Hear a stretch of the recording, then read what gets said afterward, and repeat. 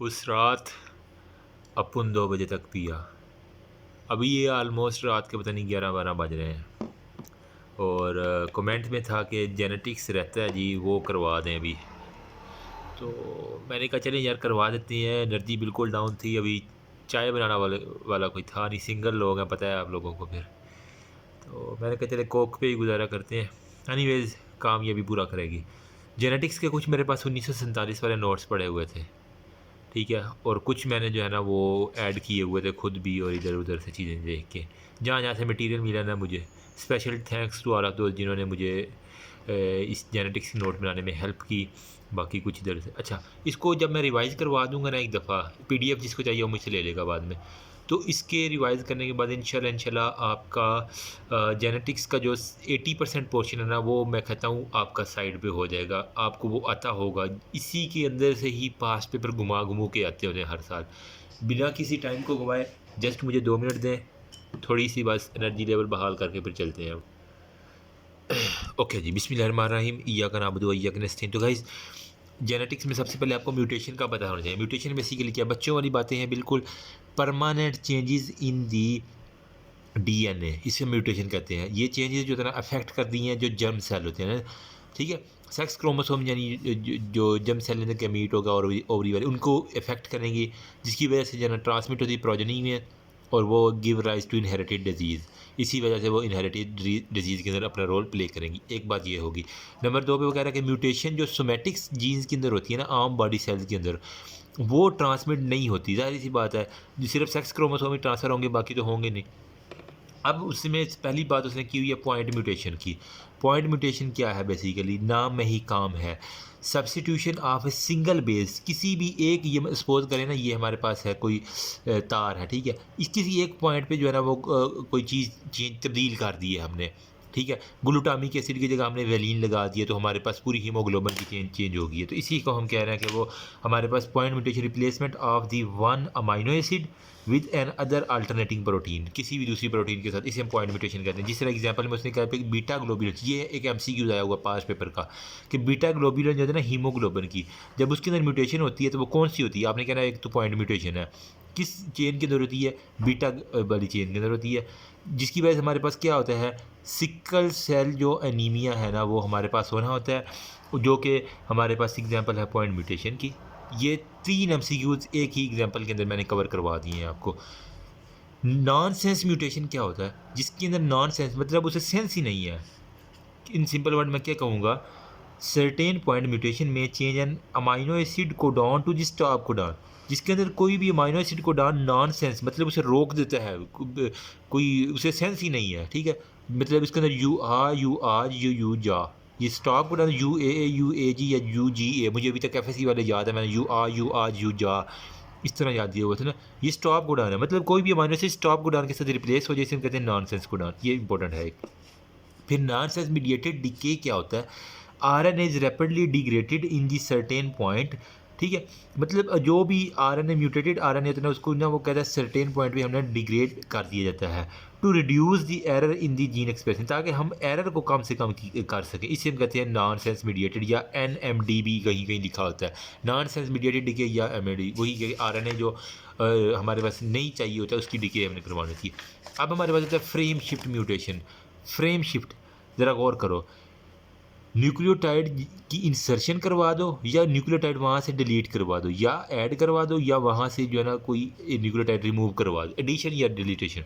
वही बात कह रहा है कि फ्रेम शिफ्ट व्हेन इंसर्शन और डिलीटेशन ऑफ वन और two base pair alter the reacting frame of, जो जब हम ऐड करते हैं या डिलीट करते हैं तो हमारे पास जो DNA स्टैंड का फ्रेम एक बना होता है ना, ठीक है, वही आल्टर हो जाता है। इसे हम कहते हैं फ्रेम शिफ्ट म्यूटेशन। बच्चों वाली बात है, कुछ भी इसमें मसला नहीं। फिर ट्राई न्यूक्लियोटाइड रिपीट म्यूटेशन में क्या होता है, 3। अच्छा, इसके अंदर फ्रेम शिफ्ट के अंदर जो है ना एग्जाम्पल आपने याद है, कोरहोन हो गया, सिस्टिक फाइब्रोसिस, ये दोनों एक फ्रेम शिफ्ट की एग्जाम्पल है, ठीक है। अब ट्राई न्यूक्लियोटाइड रिपीट म्यूटेशन क्या होता है, these mutation are characterized by amplification of the sequence of the 3 nucleotide. मतलब कि कोई भी 3 न्यूक्लियोटाइड के है ना mutation are characterized with amplification of the sequence of 3 nucleotide के साथ जो भी एम्प्लीफिकेशन हमने करनी है ना, वो उससे रिलेटेड विद ट्राई न्यूक्लियोटाइड, नाम में ही काम है। इसके अंदर कहते हैं number of the triplet present in mutated gene is greater than the found, मतलब कोई नॉर्मल जीन है ना और नंबर ऑफ जीन है, उसके अंदर क्या होता है, नंबर ऑफ ट्रिपलेट जो होता है ना उसकी म्यूटेशन बहुत नॉर्मल जीन से ज़्यादा हो, तो उसे हम कहते हैं ट्रिपलेट रिपीट, मतलब रेपिटेशन होना शुरू कर दे, ठीक है। तो उसे हम कहते हैं वो जिसे अफेक्ट करता है सीक्वेंस कॉमन न्यूक्लियोटाइड, जैसे ग्वानिन हो गया और साइटोसिन हो गया। इसकी एग्जांपल लिखिए, फ्रेजाइल एक्स सिंड्रोम, बहुत इंपॉर्टेंट है, बहुत इंपॉर्टेंट है। फ्रेजाइल एक्स सिंड्रोम के बारे में वो कह रहा है कि ये इसके अंदर 200 से 400 जो है ना वो जो है ना हमारे पास CCG जो ट्रिपलेट कोडॉन है ना वो रिपीट हो रहे हैं, और वजह क्या है, FMRL जो प्रोटीन है उसकी वजह से। Expression of the trinucleotide gene presented normal expression of FMR1, ये भी एक MCQ है। FMR1 जो होता है ना वो हमारे पास होता है फ्रेजाइल एक्स सिंड्रोम के अंदर, क्या है, ट्रिपलेट जीन की ओवर एक्सप्रेशन है। अब इसके अंदर क्या होता है, लीडिंग टू मेंटल रिटार्डेशन, ठीक है। अब हमारा another distinguishing feature of trinucleotide is that they are dynamic है, ये स्टैटिक नहीं होते, डायनामिक होते हैं, और ये मुसलसल जो है ना अपनी चेंजेस करते हैं। Degree of the amplification increase with the gametogenesis, जिस तरह गेमेटोजेनेसिस होती जाती है ये अपनी एम्पलीफिकेशन मजीद करते जाते हैं, इसकी एक ये ख़तरनाक बात है, सही है। अब हमारे पास आ जाते हैं कि 3 मेन कैटेगरीज है ना जेनेटिक डिसऑर्डर की, वो कौन कौन सी हैं। सबसे पहले हमारे पास होता है मेंडेलियन डिसऑर्डर, गौर से देखना, पहला है मेंडेलियन डिसऑर्डर, जो मेंडल लॉ होता है ना वहीं से मेंडेलियन डिसऑर्डर। नंबर सेकंड पे जिसके अंदर हमारे पास आता है ऑटोसोमल डोमिनेंट और ऑटोसोमल रिसेसिव, और फिर हमारे पास हो जाता है एक्स लिंक्ड, ठीक है। Autosomal recessive, autosomal dominant disease आ जाता है जो कि मेंडेलियन डिसऑर्डर में result from mutation of the single gene, किसी भी एक सिंगल जीन के अंदर जब म्यूटेशन होती है तो इसे हम कहते हैं, ठीक है। जिस तरह सच एग्जांपल अब स्टोरेज, जितनी भी ग्लाइकोजन स्टोरेज डिजीज है ना, इस तरह नंबर 1 पे मेंडेलियन डिसऑर्डर है, नंबर 2 पे कम्प्लेक्स जो डिसऑर्डर्स आ जाती हैं, नंबर 3 पे हमारे पास आ जाए disease arising from chromosomal abnormalities. ये 3 उसने एक कैटेगरी एक तो लिखी है जेनेटिक डिसऑर्डर की, एक में मेंडेलियन में एक जीन है, कम्प्लेक्स में मल्टीपल जीन है, और हमारे पास disease around the chromosomal abnormalities वो तीसरे नंबर में। कम्प्लेक्स में क्या होता है, involving multiple gene as well as environmental influences हो जाती हैं। These are culture multifactorial disease हो गया, ठीक है। फॉर एग्जांपल हाइपरटेंशन, डायबिटीज़, फिर हमारे पास एलर्जिक हो गया और ऑटोम्यून डिसऑर्डर, ये सारे के सारे आ जाते हैं। अब हमारे पास डिजीज़ में कुछ ऑटोसोमल डोमिनेंट है, ठीक है। डोमिनेंट में क्या होता है, जिसके अंदर single copy of the disease associated with mutation is enough to cause, मतलब जिसके अंदर एक म्यूटेशन की कॉपी इनफ है जो आगे ट्रांसफर हो सके। ऑटोसोमल डोमिनेंट, रिसेसिव और एक्स लिंक्ड। ऑटोसोमल डोमिनेंट के अंदर मैंने निमोनिक याद किया था, फातिमा मेमोरियल हॉस्पिटल है इधर, ये लाहौर के अंदर आई थी, ठीक है। FMH वहाँ पे MNA की एक बेटी जाती है, FMH MNA। F से हमारे पास fragile x familial hyper cholesterolaemia, ठीक है, जिसके अंदर लो डेंसिटी लिपोप्रोटीन का लेवल बहुत ज़्यादा हो जाता है। M से हमारे पास मार्फन सिंड्रोम, जिसके अंदर फेब्रिलियन जो होता है ना वो ज़्यादा प्रोड्यूस। एल्हार डनॉज सिंड्रोम, इसके अंदर क्या होता है, हमारे पास कोलेजन जो है ना वो ज़्यादा हो जाता है।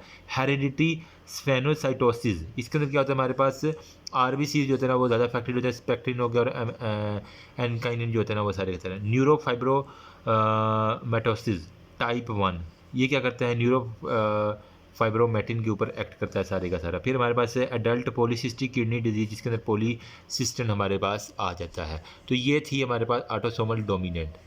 अब हमारे पास है ऑटोसोमल रिसेसिव, जितनी भी बाकी बच गई है ना FMH के अलावा, FMH और MNA, familial hypercholesterolemia, Marfan syndrome, H से हमारे पास था एल्हार हेरिडिटी, ठीक है, स्फीनोलेक्टोन, फिर MNA, न्यूरो, मार्फन, और हमारे पास था एडल्ट पॉलीसिस्टिक किडनी डिजीज। इनको छोड़ के जितनी भी बाकी रह जाती है ना वो हमारे पास आ जाएंगी। कौन सी, इसके अंदर हमारे पास आ जाएगा सिस्टिक फाइब्रोसिस, फिनाइल कीटोनोरिया।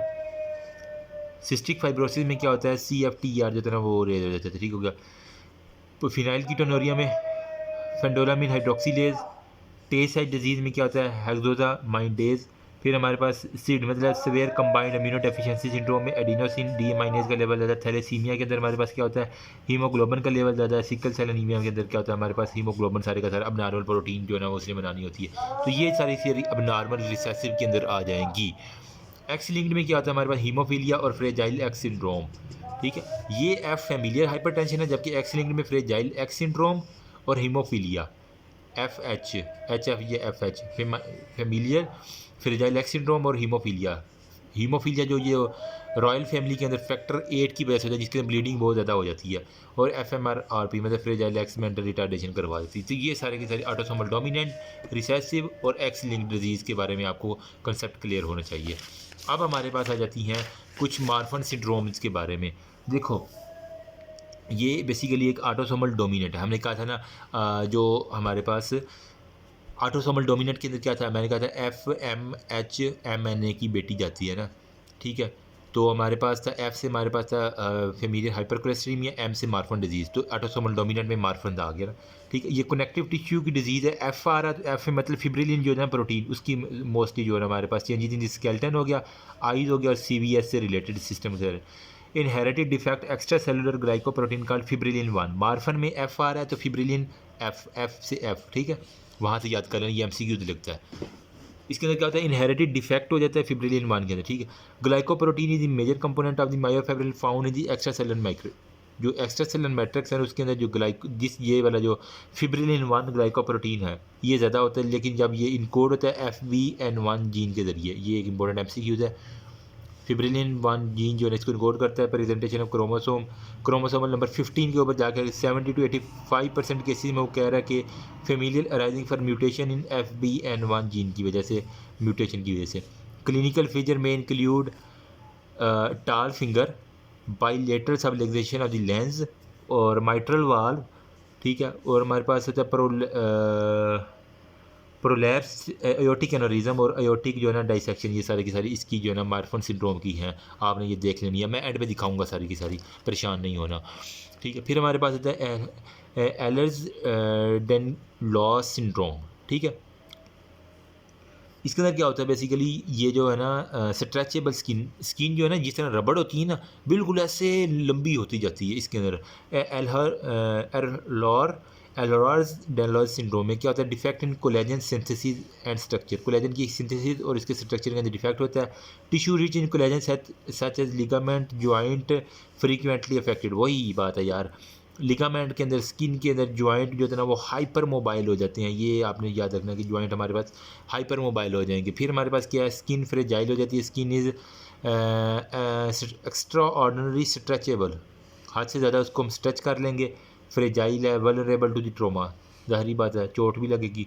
फिर क्या होगा, rupture of the colon artery and the large artery. इसके अलावा फ्रेजिलिटी, रेटिनल जितनी भी डिटैचमेंट है वो होगी। काइफोसिस होगा, मतलब अब normal curvature of the spine होगा।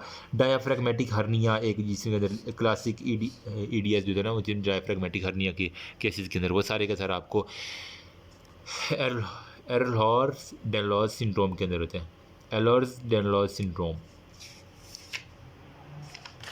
फिर हमारे पास आ जाता है molecular basis of these common. क्या है मॉलिक्यूलर बेसिस में, क्या होता है, या तो deficient synthesis of the type 3 collagen, Ehlers की बात कर रहे हैं हम। इसके अंदर क्या था, कोलेजन की सिंथेसिस, उसके अंदर मार्फर में फिब्रिलिन 1 की थी ना। अच्छा, डिफेक्टिव एंजाइम कौन सा था, लाइसाइल ऑक्सीडेज। इसके अंदर डिफेक्टिव एंजाइम होता है। Deficient synthesis of the type 5 collagen, ये बात है। फेमिलियर हाइपर कोलेस्टेरेमिया क्या है, is a receptor disease caused by function mutation in the gene encoding low density lipoprotein receptor, ठीक है। फेमिलियर हाइपर कोलेस्ट्रीन मतलब कोलेस्ट्रोल का लेवल जो है ना ज़्यादा, लो डेंसिटी लिपोप्रोटीन जो है ना कोलेस्ट्रोल उसका लेवल ज़्यादा होना। क्यों, वजह क्या है, जो हमारे पास वो जीन जो LDL रिसेप्टर होते हैं ना, वो जीन जो LDL रिसेप्टर को इनकोड करती है वही उसके अंदर म्यूटेशन हो जाती है, जिसकी वजह से हमारे पास ना तो ट्रांसपोर्ट ठीक होती है, ना ही उसकी मेटाबोलाइजेशन ठीक होगी कोलेस्ट्रॉल की, जिसकी वजह से कोलेस्ट्रॉल का लेवल ज़्यादा हो जाएगा। अब क्या है, पैथोजेनेसिस। फेमिलियर हाइपर कोलेस्ट्रेमी में mutation in LDL receptor protein जो है ना वो क्या करती है, इंट्रासेलुलर ट्रांसपोर्ट करती है, ठीक है। Intracellular transport and catabolism of the low density result in accumulation, low density lipoprotein का लेवल ब्लड में ज़्यादा, जिसकी वजह से कोलेस्ट्रॉल का लेवल भी ज़्यादा।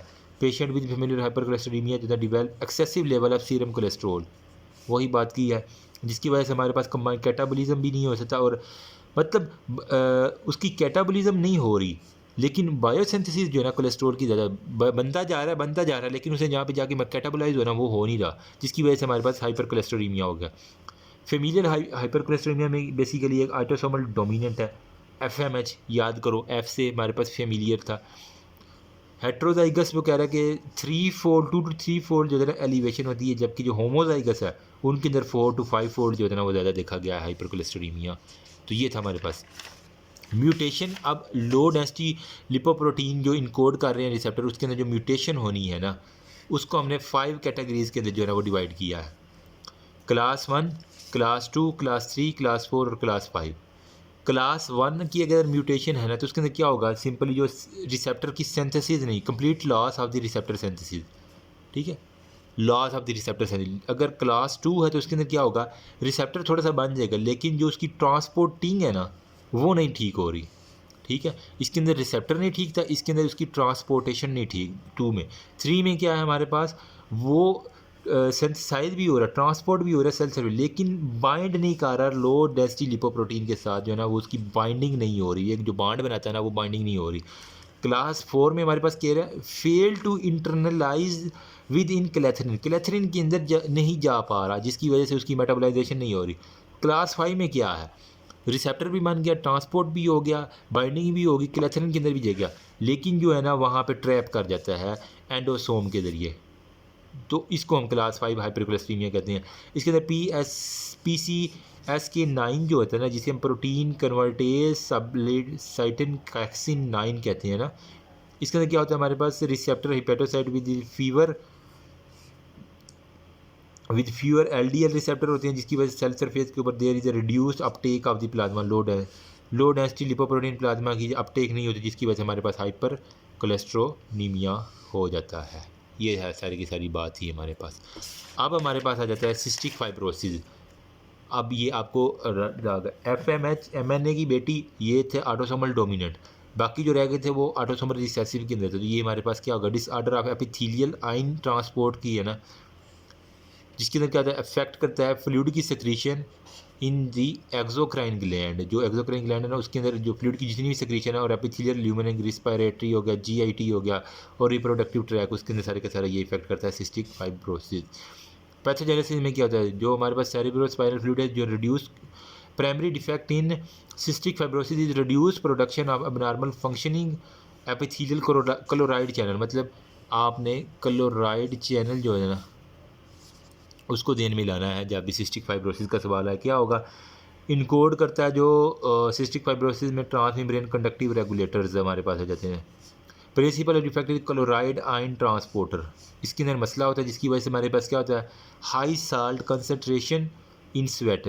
स्वेटिंग के अंदर जो है ना वो जो होती है उसके अंदर साल्ट की कंसनट्रेशन ज़्यादा होती है, और ल्यूमिनल में जो रिस्पायरेटरी और जेनिटल ट्रैक GIT में जितने भी है ना उसके अंदर आपको ज़्यादा दिखेगी। कार्डियोपल्मोनरी कॉम्प्लिकेशन भी आती है इसके अंदर, मोस्ट कॉमन जो है ना वो डेथ करवा दे, अगर वो लंग्स तक चली गई है ना इसका इफेक्ट तो वो वहाँ पे भी ये करवा देगा, ठीक है। मतलब ये एपिथेलियल आयन ट्रांसपोर्टर का ही डिसऑर्डर है ना, जिसके अंदर अफेक्ट करता है फ्लूइड की सेक्रीशन के एक्सोक्राइन में। अब इसके अंदर क्या होगा, राइट साइडेड हार्ट जो होता है ना वो फेलियर हो सकता है ये, और लॉन्ग टर्म जो होता है ना वो सिस्टोसाइटोजेनिक डिसऑर्डर में क्या होता है, result from addition alteration in the number of the structure, ठीक है। क्रोमोसोम का जो होता है ना नंबर या उसका स्ट्रक्चर चेंज होता है, और में अफेक्ट दी ऑटोसोम और सेक्स क्रोमोसोम, बस। इसके अंदर जो है ना वो यूपिलाइड होता है। यूपिलाइड मतलब क्या है, exact multiple of haploid number of chromosome जब होना, ठीक है, तो उसको हम कहते हैं यूपिलाइड। मतलब equal number of the cell chromosome of the haploid set, जो हैप्लाइड सेट है ना उसका बिल्कुल इक्वल नंबर आपके पास ज़्यादा आ जाए, इसे हम यूपिलाइड कहते हैं। फिर हमारे पास एक टर्मिनोलॉजी है पॉलीपोलाइड। इसके अंदर जो है ना वो 3n मतलब हैप्लाइड से भी ज़्यादा 3n या 4n जो है ना वो नंबर हमारे पास ज़्यादा हो, इसे हम पॉलीप्लाइड कहते हैं। एनप्लाइड मतलब number that is not exact multiple of n, जो हैप्लाइड का बिल्कुल एग्जैक्ट ना हो उसे हम कहते हैं एनपोलाइड। अब मोज़ैकिज़म ये क्या होता है, टर्म है use to describe presence of the 2 और more population of the cell with different component of chromosome. मतलब ऐसी कंडीशन जिसके अंदर सेल जो है ना किसी भी पर्सन के अंदर उसके अंदर 2 किस्म के जेनेटिक मेकअप होना, इसे मोज़ैकिज़म कहते हैं, मोज़ैकिज़म, ठीक है, मोज़ैकिज़म। मतलब किसी भी सेल के अंदर 2 तरह का जेनेटिक मेकअप आ जाए, इसे हम मोज़ैकिज़म। ये यार आपने एमब्रियो के अंदर सारी पढ़ी हुई है, सेकंड ईयर के अंदर भी। पोस्ट ज़ाइगोटिक माइटोटिक या नॉन डिसफंक्शन के अंदर क्या होता है, result in production of the trisomic and monosomic daughters cell describe the सर वो सर मॉर्फिज्म एग्जाइन सेक्स क्रोमोसोम में बेसिकली क्या होता है ऑटोसोमल मॉर्फिज्म। स्ट्रक्चर एबनॉर्मैलिटीज़ में क्या होता है कि हमारे पास क्रोमोसोमल की आप ब्रेकेज हो जाएगा, ठीक है, या फिर लॉस हो जाएगा या रीअरेंज हो जाएगा, जिसकी वजह से हमारे पास स्ट्रक्चर एबनॉर्मैलिटीज़ आना शुरू हो जाएंगी। अब हमारे पास आ जाता है कंसेप्ट ट्रांसलोकेशन का, और बस थोड़ा सा रह गया। ट्रांसलोकेशन मतलब transfer a part of chromosome to another chromosome, किसी एक क्रोमोसोम का पार्ट किसी दूसरे क्रोमोसोम के पार्ट के पास जो है ना वो ट्रांसलोकेट हो जाए, इसे हम कहते हैं ट्रांसलोकेशन। बैलेंस्ड रेसिप्रोकल ट्रांसलोकेशन किया जब entire broken fragment are exchanged resulting in balance reciprocal, मतलब पूरे का पूरे सेगमेंट ही जो है ना वो एक्सचेंज कर दिया जाए, इसे हम कहते हैं बैलेंस रेसिप्रोकल ट्रांसलोकेशन। हमारे पास है Robertsonian translocation, whole chromosome is joint end to end with other, मतलब special pattern of translocation involving two acrocentric chromosome with this central fusion type of जो हो गया, मतलब कि एंड पे जाके जो है ना होल क्रोमोसोम जो है ना एंड टू एंड, एक ये क्रोमोसोम है इसका बिल्कुल दूसरे एंड से जो है ना मिल जाए, इसे हम रोबस्टन ट्रांसलोकेशन कहते हैं, ठीक है, एंड टू एंड वो मिल जाते हैं। फिर आइसोक्रोमोसोम में क्या होता है result when the centromere divide horizontally, मतलब ये सेंट्रोमेयर होते हैं ना, यहाँ पे क्रोमोसोम के डाटा सेल लगे होते हैं, तो बजाय यूं कटने के ये क्रोमोसोम यूं कट जाते हैं सेंट्रोमेयर से, जिस तरह ये वाला सिस्टम ये इसके बिल्कुल मिरर इमेज लगेगा, ठीक है, तो इसे हम कहते हैं कि हॉरिजॉन्टली अगर सेंट्रोमेयर कट जाए तो इसे हम कहते हैं आइसोक्रोमोसोम। अब हमारे पास आता है डेलीटेशन में क्या होता है हमारे पास कि अगर कोई पार्ट लॉस हो जाए पोर्शन ऑफ क्रोमोसोम में, सिंगल ब्रेक में डिलीट टर्मिनल सेगमेंट। इन्वर्जन में क्या होता है chromosome region in which this segment of chromosome is reserve end to end, ठीक है, ये देख रहे हैं एंड टू एंड जो है ना वो रिजर्व किसी भी सेगमेंट को एंड टू एंड रिजर्व कर लिए, जिसे हम कहते हैं इन्वर्जन। इंटरस्टिशियल जो है ना वो ब्रेक इन द क्रोमोसोम।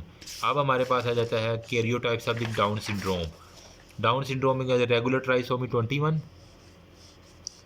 ठीक है, 47 + 2 21। अगर ट्रांसलोकेशन में वही बातें कर रहे हैं, कैरियोटाइप के लाइन फिल्टर सिंड्रोम की पहले देख लो ना। रेगुलर कैरियोटाइप में 47 + XXY आएगा, 47 या XXYY, ये इसकी कैरियोटाइप्स आपको देख रहे हैं। मोज़िक के लाइन फिल्टर में क्या होता है हमारे पास 46XY या 47XY, ये सर के सारी। टर्नर में क्या होता है ये फीमेल के अंदर ये 45 और X0, ये टर्नर की आप कैरियोटाइप पे। प्रेडर विलाई सिंड्रोम में क्या होता है result from deletion of a paternal chromosome region at chromosome number 15 and 13 के ऊपर क्रोमोसोम की जो है ना वो, इसके अंदर आपको ना वो बच्चा मोटा सा फ्लफी सा नजर आएगा, मेंटल रिटार्डेशन उसकी हुई होगी, ओबेसिटी होगी, जेनिटिलिया उसका जो है ना वो हाइपोगोनाडिज्म की तरफ जा रहा होगा। आपने ये एमरियू के अंदर भी पढ़ी है Prader villi syndrome, chromosome number 15 और 13 की वजह से। फिर हमारे पास होता है एंजल मैन में क्या होता है बेसिकली इसके अंदर बच्चा बड़ा हैप्पी रहता है ना, ठीक है, स्पीच और उसका बैलेंस जो होता है ना वो लॉस हुआ होता है, हैप्पी हमेशा रहता है, फ्रीक्वेंटली एक्साइटेबल रहता है, और इसके अंदर सीवियर और इनकॉर्पोरेट होता है, और बहुत सारी की सारी बातें होती है। मतलब gene located on chromosome number 15 में यूबीक्यूटिन प्रोटीन लाइगेज जो होता है ना हमारे पास वो सारे के UBE3 है जीन हमारे पास होता है, ठीक। अब मेंडेलियन डिसऑर्डर को थोड़ा सा मैंने जो है ना यहाँ पे ब्रीफ थोड़ा सा एक्सप्लेन करना है, जिसके अंदर हमारे पास मैंने कहा था एक हमारे पास होता है ऑटोसोमल डोमिनेंट, फिर रिसेसिव, और फिर हमारे पास होता है एक्स लिंक्ड। डोमिनेंट में क्या होता है मैन्युफैक्चरिंग हेट्रोजाइगस स्टेट के अंदर क्या होता है बेसिकली देखो, पॉजिटिव कैरियर जो है ना वन ऑफ द पेरेंट्स में से कोई एक पॉजिटिव कैरियर होगा, सपोज करें ए और ए, ये वाला है हमारे पास कैरियर, बाकी सारे नॉर्मल है, तो हमारे पास जो एंड पे बनेंगे ये 50% जो है ना हमारे पास चांसेस है इसके कि वो डोमिनेटेड होगा। ऑटोसोमल रिसेसिव में क्या है एक सिर्फ ये छोटा जो होता है ना ये वाला इसकी डिफेक्ट है, तो हमारे पास 25% इफेक्टिंग, मतलब 4 में से एक बच्चा जो है हमारे पास डिफेक्ट होगा। एक्स लिंक्ड में क्या होता है हमारे पास मोस्टली रिसेसिव होते हैं transmitted by heterogeneous female carrier, ये एक हेट्रोजीनियस फीमेल कैरियर है ना, ठीक है, और ये मेल है, तो इसके अंदर ये देखो फीमेल कैरियर है जबकि मेल जो है ना इससे अफेक्ट हो जाता है, सही है, ये हमारे पास एक चीज़ थी। अब आपको जो कंडीशन पता होनी चाहिए ना वो हमारे पास हैं टर्नर सिंड्रोम की, ठीक है, केलाइन फिल्टर जो है ना इसके अंदर क्या होता है length between the pubic between this side जो होता है ना वो इंक्रीज होगी, प्यूबिक हेयर जो होता है ना वो लॉस हो जाएंगे, फेशियल बॉडी प्यूबिक हेयर ये सारे के सारे मैं दिखा दूँ, गाइनोमास्टिया होगा क्लाइन फिल्टर सिंड्रोम में, और टेस्टिड जो है ना इसका ये इंपॉर्टेंट MCQs दो आपको जो मैंने बताने हैं ना क्लाइन फिल्टर सिंड्रोम एक तो उससे गाइनोमास्टिया होगा, उसके टेस्टिड जो है ना रिड्यूसिंग साइड होगा, टेस्टोस्टेरोन लेवल भी कम होगा, और X47 + XXY का अगर आए तो हमारे पास क्लाइन फिल्टर है, टर्नर में 45 और एक्स नाट है तो टर्नर है। इसके अंदर क्या होगा, ये फीमेल के अंदर हाइपोगोनाडिज्म होता है, शॉर्ट स्ट्रेचर होता है, हाई आज निपल होते हैं, ठीक है, और हमारे पास शील्ड चेस्ट लाइक होता है। अब हमारे पास होता है नेफ्रोब्लास्टोमा में क्या होता है, primary tumour of the kidney, congenital malformation.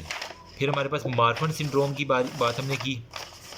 Marfan syndrome में मैंने कहा था एफ आ रहा है तो फिब्रिलिन 1 की वजह से, जो कि major protein microfilament of the extracellular matrix. Skeletal abnormalities में क्या होता है, सिलेंडर और इलोंगेटेड होता है, ठीक है। स्पाइनल डिफॉर्मिटीज़ में काइफोस्कुलोसिस होता है। चेस्ट डिफॉर्मिटीज़ में पिजन चेस्ट होती है, पेक्टोरल एक्सट्रावेशन होता है, फ्लोपी वाल्व सिंड्रोम होता है जिसके माइट्रल वाल्व एक्सटेंसिवली डिस्टेंटेबल हो जाता है, ठीक है। फिर हमारे पास होता है एहलर जो वाली जो सिंड्रोम है, इसके अंदर skin hypertensive, fragile joints, hypermobile colon जो है ना वो ला जाता है। इसके बाद ट्राइसोमी 21 डाउन सिंड्रोम जिससे ये बहुत इंपॉर्टेंट है, बहुत इंपॉर्टेंट। इसके अंदर मियोटिक नॉन डिस्टिंक्शन की वजह से होता है। फ्लैट फेशियल प्रोफाइल आपको नजर आएगी, पेल्पेब्रल फिशर होंगे, एपिकेंथरल फोल्ड होंगे, मेंटल रिटार्डेशन, परेशान नहीं है। अभी मैं दिखाता हूँ आपको सारी डायग्राम। इसकी क्लिनिकल प्रेजेंट अल्फा फेप्टोप्रोटीन हो गया, ठीक है, इनहेबिन हो गया, फिर हमें एम्यूस्टेंसिस करके हम सारी की सारी। अगर एडवर्ड का लफज आ जाए तो ट्राइसोमी 18, अगर पैट्यू का आ जाए तो ट्राइसोमी 13। आपने ये बातें याद रखनी है। That's all about genetics. अभी डायग्राम की बारी। तो यार सबसे पहले जो है ना ये मार्फन वाली की देखो, मार्फन्स इसी के अंदर से ना निमोनिक बताया, माइट्रल वाल प्रोलैप्स होगा, अयोटिक डाइसेक्शन होगी, रिगर्जिटेशन ऑफ अयोटिक वाल, मतलब अयोटा के वाल के साथ जो भी रिलेटेड है ना वो मार्फन है, ठीक है। एम से माइट्रल वाल, ए से हमारे पास अयोटिक डाइसेक्शन, आर से हमारे पास रिगर्जिटेशन, फिर एफ से हमारे पास आ रहा है फिंगर लॉन्ग होगी, ठीक है। इसकी देखिए ये लंबी लंबी जो है ना वो फिंगर, मेरा कैमरा ठीक दिखा रहा है, ठीक है, ये फिंगर इसकी देखो लंबी लंबी आपको नज़र आ रही हैं। फिर हमारे पास ए से हमारे पास है आर्म स्पैन जो है ना वो हाइट उसकी देखो आर्म कितने लंबे हैं। एन से हमारे पास नोज़ जो है ना वो हाई पैलेट हो गया और स्टर्नल एक्सकावेशन हो गया। एस से हमारे पास स्टर्नल ई कैवेशन हो गया, ठीक है, मतलब अंदर की तरफ जो है ना वो धुसी हुई चेस्ट है जिसे हम क्या कहते हैं, पिजन बाहर की तरफ होती है, फ्लाइल चेस्ट होती है, एक हमारे पास अंदर की तरफ जिससे होती है उसके मैं पता नहीं क्या कहते हैं, मुझे भी नाम भूल गया, मैंने ये थोरेक्स के अंदर पढ़ा था। ये देखो लंबी लंबी फिंगर्स की मैंने बात की, तो ये देखो, ठीक है, ये मार्फन सिंड्रोम है। वजह क्या है, एफ आर है मार्फन में तो फिब्रिलिन 1 की वजह से हो जाता है, ठीक है।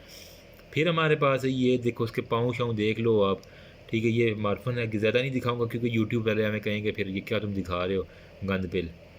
ये देखो ये बड़ी अच्छी डायग्राम उसने दिखाई हुई है मार्फन की ना, ये देखो, ठीक है। इसके अंदर देखो उसकी चेस्ट अंदर की तरफ धुलसी हुई है, ये मार्फन की। माइट्रल वाल्व, अयोटिक, रिगर्जिटेशन, एन से हमारे पास नेज़ल, ए से हमारे पास हो गया और एफ से हमारे पास फ्लाइल चेस्ट हो गया और वो सारी की सारी कंडीशंस आ जाएंगी। ओके जी, अभी है हमारे पास एल्हर्स डैनलॉस सिंड्रोम। इसके अंदर ये देखो कितनी हाइपर फ्लेक्सिबिलिटी है स्किन की, अगर आपको मैं दिखा दूं, ठीक है, तो ये अगर इसको थोड़ा सा मैं जूम करता हूँ ना तो ये देखो किस तरह अपनी स्किन पकड़ के खींच रहा है, इसे हम कहते हैं एल्हर्स डैनलॉस सिंड्रोम। ये देखो इसके अंदर जॉइंट में हाइपर फ्लेक्सिबिलिटी आ गई है, हद से ज़्यादा जो है ना वो जॉइंट मुड़ रहे हैं उसके। और आप ये देखो ये लड़की को देखो, इसने अपने हाथ पीछे भी बांध लिए हैं, ये देखो अपनी पूरी स्किन उखाड़ के, जिस तरह डिंग डांग बबल नहीं होती वैसे ये देखो ये वाले डिंग डांग बबल की तरह ये खींच रहा है इसको, तो इसे हम कहते हैं एल्हर्स डैनलॉस सिंड्रोम। फिर हमारे पास आ जाता है, ये देखिए जनाब हमारे पास डाउन सिंड्रोम के जो है ना बेबी, ये मैंने लाइव अपनी जो है ना आंखों से देखा हुआ डाउन सिंड्रोम का ना। देखो small nose mouth and year, छोटे छोटे कान, स्लाइटली बेंट फिफ्थ फिंगर कभी कभार bent, flat and round face, ठीक है। अभी इसके अंदर एपिकेंथरल फोल्ड इसने नहीं दिखाया हुआ, मैं आपको अगर कोई मुझे और डायग्राम मिल जाए ना तो मैं उसको, ये देखिए ये बड़ी अच्छी डायग्राम, ये आपकी मेंटल रिटार्डेशन सब के अंदर आता है, ठीक है। फिर हम यार इसको थोड़ा सा, इसके अलावा हमारे पास है low ear set, abundant skin, single palmar crease, epicanthal fold देखो यहाँ पे, प्रोट्रूडिंग टंग जुबान बाहर की तरफ नहीं, कंजेनिटल हार्ट डिफेक्ट होगा, अम्बलाइकल कार्ड देखो, ठीक है, प्रीडिस्पोजिशन इंटेस्टाइनल स्टीनोसिस, हाइपोटोनिया होगा, gap between first and second toe, first और सेकंड टो के दरमियान आपको गैप दिख रहा है। ये हमारे पास सारे का सारा है down syndrome, trisomy 21, 47 plus XX, ठीक है। अभी देख लो एडवर्ड सिंड्रोम, जिसे हम ट्राइसोमी 18 कहते हैं, ये एमसीक्यू बहुत इंपॉर्टेंट है। इसके अंदर देखो थोड़ा सा फोकस है। Usually small head back of the head is prominent, air mall found है, माउथ एंड जाज आर स्मॉल है, लिप ओवर द कवर होगा। क्लब फुट आपको किसके अंदर दिखेंगे? ट्राइसोमी 18 के अंदर। ये एक इंपॉर्टेंट इसका एमसीक्यू है, क्लब फुट जो है ना ट्राइसोमी 18 के अंदर दिखेंगे। ये है हमारे पास जनाब पैच्यूस सिंड्रोम ट्राइसोमी 13 की वजह से होती है। क्या है? माइक्रो ऑप्थेल्मिया, छोटी छोटी है। क्लेफ्ट लिप इसका बड़ा जो है ना इंपॉर्टेंट है, किसका? 13 वाले का। क्लेफ्ट लिप हो गया और पैलेट हो गया। रीनल कार्डिक जो होता है ना इसकी प्रॉब्लम, अब नॉर्मल जेनिटिलिया हो गया, रॉकर्स बॉटम इफेक्ट हो गया, पोलीडेक्टिली हो गया और इनकी स्किन इंक्रीज होगा। ये सारे के सारे। ये देखें जी, केलाइन फेल्टर सिंड्रोम में क्या होता है? बाल्डनेस जो होता है ना, frontal baldness absent, poor head growth, tendency to grow fewer chest hair. ठीक है, इसके देखो गाइनोमेस्टी आपको नज़र आ रहा है ना इस मेल का, और इसकी जो भी देखो टेस्टिस बिल्कुल छोटे हैं, बिल्कुल ना नज़र आने वाले। और फीमेल टाइप जो होते हैं ना, प्यूबिक हेयर इसके होते हैं। ब्रेस्ट डेवलपमेंट आपको दिख रही है, वाइड हिप्स आपको यहाँ पे नज़र आ रही है, लॉन्ग आर्म्स एंड लेग्स। ठीक है, ये सारे कैसे। Tendency to grow fewer chest hair, chest के ऊपर जो है ना वो थोड़े थोड़े हेयर होंगे, ज़्यादा नहीं होंगे। नैरो शोल्डर होंगे इसके। पुअर बेड ग्रोथ होगी, दाढ़ी भी अच्छी नहीं होगी। फ्रंटल बाल्डनेस मतलब यहाँ फ्रंट के ऊपर जो है ना वो एक बाल्डनेस होती है, वो नहीं होगी इसके। ओके जी, ये अभी हमारे पास है टर्नर सिंड्रोम, जिसका था 45 और एक्स नॉट था, हमेशा लड़की ही होगी। लोअर हेयर लाइन आपको दिख रही है, ठीक है। इसके निपल तो बहुत ज़्यादा वाइडली स्पेस्ड निपल हैं, ठीक है। इसके अलावा हमारे पास स्मॉल जो होता है ना वो नेल्स होंगे। Brown spots on the legs, ये इसका बहुत ही इंपॉर्टेंट क्लिनिकल साइन है, ठीक है। उसके बाद फोल्ड ऑन दी स्किन आपको ये नज़र आ रहे होंगे, और एल्बो डिफॉर्मिटीज़ आपको इसकी नज़र आएगी, किसकी? टर्नर सिंड्रोम की। फिर हमने बात की थी नेफ्रोब्लास्टोमा की, तो इसके अंदर देखो किडनी के अंदर आपको बाकायदा ये आपको नज़र आ रहे हैं ब्लास्टोमाज वगैरह, ठीक है। तो वाइलम ट्यूमर या नेफ्रोब्लास्टोमा एक ही बात है। विल्म्स ट्यूमर या नेफ्रोब्लास्टोमा बेसिकली क्या है? ट्यूमर मेटास्टेटिक बेस लेमिनल सेल के ऊपर जो है ना किडनी डेवलपमेंट जो है ना आपको ये ट्यूमर एक किडनी के ऊपर बस ट्यूमर नज़र आएगा ना, तो इसको हम कहेंगे विल्म्स ट्यूमर, ठीक है। फिर हमने जो है ना वो सिस्टिक फाइब्रोसिस की बात की। हेल्दी में ये देखो ये सारे के सारे सिस्टिक फाइब्रोसिस में क्लोराइड चैनल जो है ना उसके अंदर होता है, जिसकी वजह से म्यूकस जो है ना आपको लंग्स के अंदर बहुत ज़्यादा मिलेगा। ये डायग्राम इससे भी अच्छी है, लेकिन ये थोड़ी सी छोटी है। पल्मोनरी डिजीज़ में क्या होगा? हमारे पास disorder of the salivary gland, swelling lip हो गया, ड्राइनेस होगा, जंजाइनोवाइटिस होगा, जो भी है, ठीक है। ये सारी की सारी आपको ये डायग्राम्स नज़र आ रही हैं। फिर हमने देखा था एंजलमैन सिंड्रोम। इसके अंदर क्या था? मैंने कहा था बड़ा खुशबाश बच्चा होता है, मोटा ताज़ा बच्चा होता है, हर वक्त हंसता रहता है ना, तो ये हमारे पास होता है एंजलमैन सिंड्रोम की ये निशानी है। ये देखो characteristic feature condition include delayed development, intellectual disability तो वो सब में होगी, मूवमेंट और बैलेंस के अंदर एटेक्सिया, ठीक है। इसके अलावा लाफिंग और हर वक्त एक्साइटेबल होगा, वो सारी की सारी आपने इसके अंदर लिख देनी है। फिर हमने कहा था हमारे पास था प्रेडर-विलाइज सिंड्रोम। उसके अंदर क्या था? आपने ये डायग्राम देखी होगी एम्ब्रियो वाली बुक के अंदर, ये वाली, ठीक है। तो वो सारी की सारी आपने यहाँ पे, अगर इसको मैं थोड़ा सा जूम करूँ ना, किधर गया यार इसका तीर? ये देखो प्रेडर-विलाइज सिंड्रोम बेसिकली क्या था? क्रोमोसोमल 15 के ऊपर सारे का सारा डिफेक्ट था, ठीक है। मेंटल रिटार्डेशन था, हाइपोटोनिया था, ओबेसिटी थी और हाइपोगोनेडिज्म था।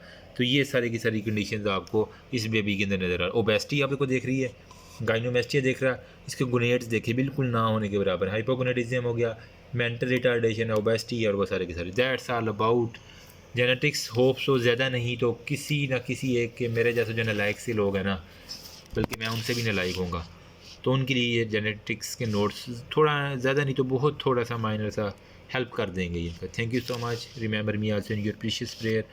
I tried my best, I can try harder.